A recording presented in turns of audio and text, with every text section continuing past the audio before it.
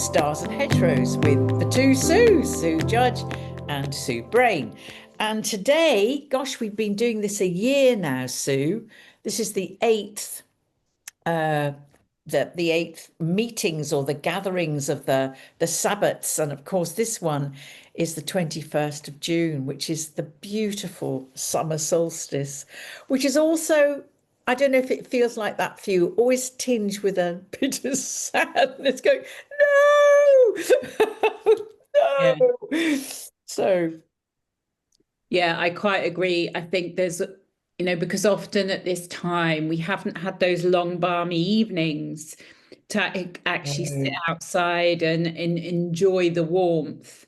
Although we've been very blessed this year in the UK with a very long spring and early summer. It's felt like the Yeah. last couple of months, 2 or 3 months actually, have been beautiful. Um, the downside is we've had very little rain, but the land has been abundant. It So has. yeah. I don't know if anybody out there watching this, but how is your roses? I mean, I've never seen roses as lovely. My garden is awash with roses. Mm. It's just such a joy, isn't it?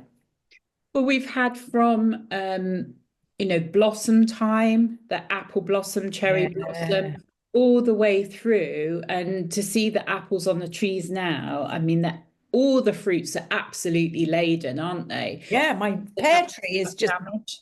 it's going to be just bowed down by the time September comes. It's so exciting, isn't it? Yeah. And there's Yeah. this sadness, this melancholic that I get hit with on the solstice. Hmm. So how are we going to start this, Sue? What's So we're going the to most start. prominent plant that we can just introduce right now to lift our spirits? Lift our spirits. Well, I've got a few. The one that I would imagine that most people will recognize is hawthorn. Hawthorn, sorry, Elder. elderflower. I was going to say that doesn't look like hawthorn. So this is elderflower. You'll really recognize it by its scent. And Yes. I'll just show you the leaf. So, it's easy to recognize. It has this leaf on it. So the trees are really full of this. You'll see it on the edge of the roads, in hedgerows. You might have one in your garden. The old wives' tales are that it brought good luck, and it was a good thing to plant for prosperity and good luck outside your home. So it's fast growing, and of course in the autumn we can use the berries. So this is brilliant for fevers. It's also good for drying up excess mucus. So if we think about hay fevers this time of year, so you might think, oh, that sounds a bit strange because doesn't that make you sneeze? But you can make a tea or a drink out of it. So what I quite Well, often, it's beautiful, isn't it? oh, it's so uplifting. Delicate. Yeah. And I often, if I get the chance, I make a tea, just hot water, pull as much of the stem, this green bit off as you can. So take that bit Mm. off and put the flowers in the hot water. You might want to pick some lemon balm. I've got some in my water here. It's one of the mint family. Mm. And that makes a really refreshing drink. You can Oh. always add in rose or hibiscus as well for some colour. And do you know what? I have in the past, I have made elderflower champagne in a bucket. And that's a lovely thing to do. Yeah. And if you didn't want to do alcohol, you can infuse vinegars with it as Mm. well. So that would be, just really lovely as a Yeah. salad dressing. Yeah, what a lovely thing to do. And there's something so special about, just going and harvesting it this time of year. Obviously, you don't want to take too much. One, so others can do the same, but two, because you'd like the berries to be there in the autumn as well. But yeah, Yeah. there's nothing better on a sunny day to pick that. And you can make lovely cordial. It's just a gorgeous summer drink, isn't it? Just a, and those balmy, as you say, those lovely, or Sunday lunch, or it's all that like, eating outside when we can. Absolutely. So I love that. And of course, it's ruled by Venus. Of Mhm. course, it's ruled by Venus. It's so delicate. And Venus, obviously, is the planet of love. Yeah. Which probably brings us really nicely on to the next one, which you've already mentioned, and that's rose. Yeah, look at that. So this just smells delightful. I think Mm. rose is a really interesting, it's ancient. We've had roses on the planet for thousands and thousands of years. I And don't know if I'm making this up, but I think they originated in China. I think you might be right. I think you might be right. And they were brought over by the Ottoman Empire and all of that. Yeah. Marco Polo. Mm. If you're lucky enough to have them in your garden, there's nothing nicer than actually just sitting with rose Oh, and noticing that. I did quite a lot of work with rose last year, and I love smelling roses, but I've never been very keen on rose smelling scents in. mm, mm. But roses, as you say, it's I think ruled by Venus again. Oh, yes, very much so. It is the plant, it's the plant of love. I mean, it's the flower of love. And so that thought of this being self-love, I think for me, especially this time of year, it's like about us standing in our sovereignty. And that's got to come from a place of self-love, hasn't it? Yeah. Oh, absolutely. You can't do it without loving yourself first. So rose is a real heart tonic, and it could be that you've got roses, and this one's still quite nice. I'll put it in some water, but as it starts to lose its shape, you could gather those rose petals and make a tea with it. Yes. You can infuse water with it and use it as a spritz or Yeah. a facial wash, or you can cheat and buy the little rose buds and make a tea from those. Mm. But it's a real, yeah, heart tonic. Um, I went on my friend had her birthday a couple of days ago and she bought rose, she's a garden, she bought rose petals. And there's it's about four or five of us, and we stood beside the river with the rose petals and we offered the rose petals into the water for the love of for her to come, obviously, but also for the universe and the world. And it was so lovely to have Rose there, to beautiful, work with Rose. It was just lovely. beautiful. Mm. And I think another thing with the rose or any of those from the rose family, like hawthorn or brown, Mm. is, the boundaries there. That's a big part of self-love, isn't it? Having boundaries. To be able to say, no, I'm not doing that. Mm. Which I think, especially this time of year, is really quite tricky because the energy is so abundant. It's very yang, it's very like doing and being. Um, and sometimes it can be really hard to not just completely overcommit, say Yeah, yes to everything when we need to try and find a little bit of balance as yeah, well. yeah. That's lovely. So everyone just make sure that you, and all the wild roses are out in the hedgerows. So Yeah, just make sure that you get your good dose of rose magic. absolutely. Absolutely. Something that isn't quite out yet to its fullest, and when we're thinking about solstice, it's about its fullest potential. Hmm. And we're surrounded by things in the hedgerows and the verges at the moment. Everything is just out there. And this one's to something to look for next. And this is linden. I don't know if you can see, It's they're actually, the little flowers are attached to these like leaf-like, incredible, isn't it? yeah, And linden is the lime tree. yeah. Beautiful art, beautiful shaped tree. Hmm.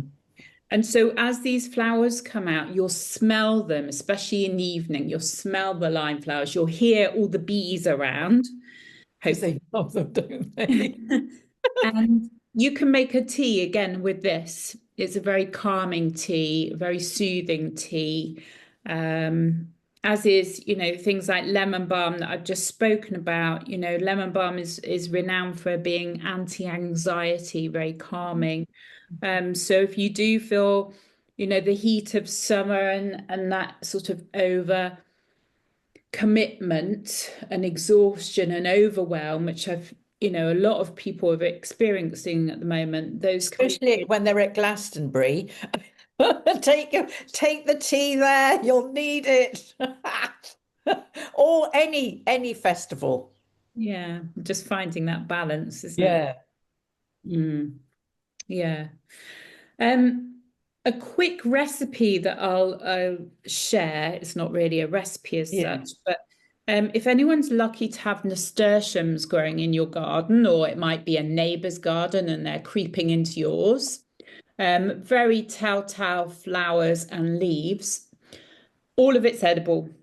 So the petals, you can just pull these off and they're beautiful to go Aren't into a they? salad. So in with your leaves, just bring that pop of color.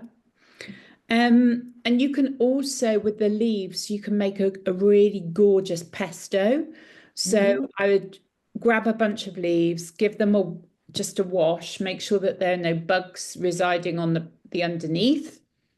Pop them in a blender if you've got one, or chop them up finely with some olive oil, some lemon juice, a little bit of seasoning, and that's a really nice pesto that you can use, thick or thin on foods, but it's got a lovely spicy, peppery flavor. And that takes over from the garlic, the wild garlic pesto, doesn't it? Mm. Yeah. And Absolutely. it'll go on well into the autumn. Yeah. Um, Yeah. They, they're they, they lovely. do carry on that lovely color, don't they? It's so, I'll tell you what I was so struck by is watching the color of the garden change over the season, over the summer season. And it starts off being quite pale and, and blues but sort of harmonious. And as we tip into the later months, it goes yellow, that sort of deep rustic yellow. It's fascinating, isn't it?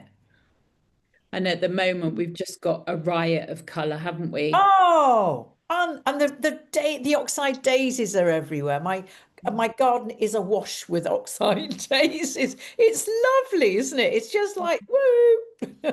And I was driving along the M5, and you've got, like you say, the oxide daisies, the poppies, a little bit of sea Yeah, orchids, yes. wild geranium, and yeah, just beautiful. I think we're very lucky to be able to experience that. Me too, and actually, really understand how beautiful it is. So hopefully, the poppy fields will be out shortly. I have a poppy field, just like 5 minute walk from here, and last year it was spectacular, Yeah. unbelievable. And the same with maybe sunflowers as well, because I mean we don't have them as much as in France and other countries within Europe, but seeing that sea of Yeah. gold, Oh, it's just um, stunning. and they feel like summer, don't they? Yeah.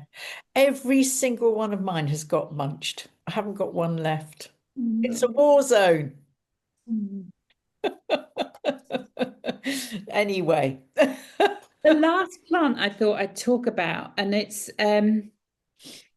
really a little bit early to pick this, but I thought it helped us to Oh, talk yes. about the full moon and solstice. Yeah. This concept that at summer solstice we're at this peak energy, this peak of abundance, of fullest potential.